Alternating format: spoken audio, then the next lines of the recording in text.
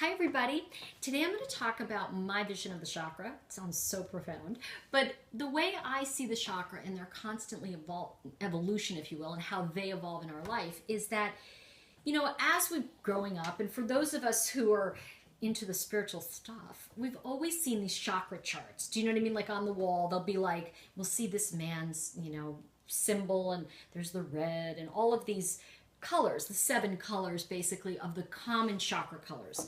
There are other chakra, but the ones we primarily deal with on a daily basis are the 7 primary in and around our body. So one of the things I want to say is that our chakra are not just something on the wall, they're actually active within us. And one of the things I discovered as I started doing readings and working with the Chakra Wisdom Oracle is that it's not just about balancing your chakra, because if you can imagine, your chakra is like a river, right?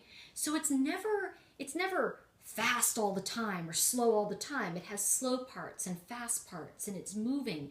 And one of the things that happens is as we move through our lives energetically, our relationship to the chakra and the chakra in our body changes. So what, for example, I may look at one card, and we know that the red, the root, is our foundation. So I might look at this card, insecurity, I'm pulling just as an example, and say, oh, I've got to strengthen my foundation. But what happens when I relate to it reversed later, which is a breakthrough, which is that maybe I've created such a strong foundation, I'm ready to move into the next level in my life. So the way we relate to the cards will be as different as we are in any given moment. So what I want to give you right now is just kind of an overview of the 7th chakra. And then I'm going to show you, I have my test subject here. So I'm going to do a random idea of how you can tell in the moment what's going on with you.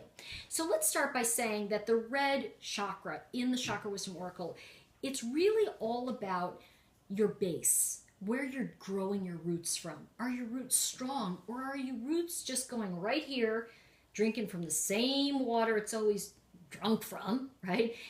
Or are we going to expand your roots? Are we going to grow deeper?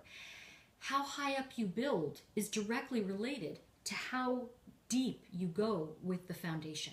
So that's very important with the first chakra cards. When we look at the 2nd chakra, we're looking at our emotional nature. What's going on with us emotionally? Are we dealing with self-worth, or are we dealing with an impasse, something that stops us? And you know what? If we feel that something emotionally stopping us, how are we reacting to it? Like, how we relate to the issue is the issue, right? So if we look at how we're relating to the issue, we have to look at how we're relating emotionally. So each of these sections will kind of start to show you I'm relating to my life through my foundation, through my emotion. The 3rd chakra we're really looking at with the yellow cards, we're really looking about our thinking. How do we plan? How are we organizing our life? What's going on in our mind? Are we thinking about abundance and money, or are we worried about it? What's going on with it? So these are things, everything in the yellow chakra will be what we're thinking, what's on our mind. The 4th chakra is your balance in the middle, right? That's your heart. So it will establish for you what if your heart is in something or not, if you're really feeling it through your heart. And let me tell you something, a lot of people get stopped here because what happens is they haven't worked through the first 3 chakra to get to the 4th. Now the green cards in Chakra Wisdom will relate to matters of the heart and places where you may be wise, you may be sad, like the grief card, Penelope and Pickle, it says that love is grief without a place to go, or grief is love, right?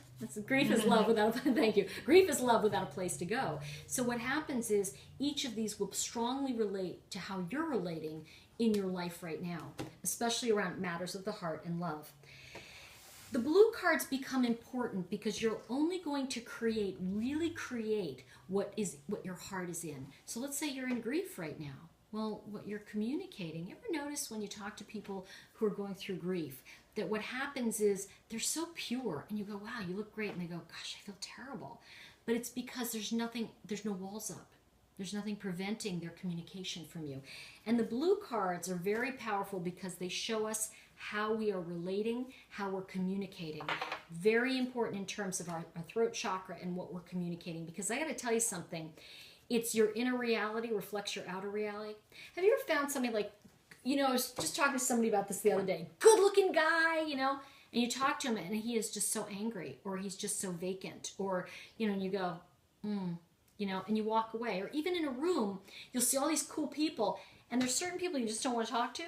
Blue chakra at work. You can tell energetically what they're sending out by what's going on inside. The blue chakra will tell you where you are with that. The purple. Now, indigo, technically third eye. All of the purple cards fall into the third eye. And why is that? There's a lot of wisdom in the third eye. There's a lot of past life knowledge. There's a lot of future knowledge. The third eye sees everything.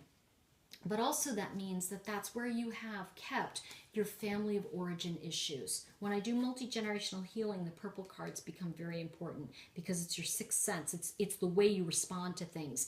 So the purple cards are actually in your sixth chakra of indigo. When I created the seventh chakra, making it neutral, the reason I did neutrals is because if you think about it, spirit's neutral. You know, if you say to spirit, I want to create a beautiful mansion, it goes, okay. It's not going, you can't do that. So all of the neutral cards actually are the way in which spirit relates to us and the way we're relating. So even if you look at, like, for example, one of my favorites is confusion. Because when we look at confusion, spirit's in the card with her. You see, so when we're confused, it's the best time to just let go. It's like when you have a head cold. All head colds are confusion, right? You just need to lay down, rest, and let yourself recover. So there's certain things in the neutrals that will show you how you're relating and when you could turn it over to spirit. So as we look at these 7 areas, I'm going to just show you a fun game you can play with the cards. So let's just do that.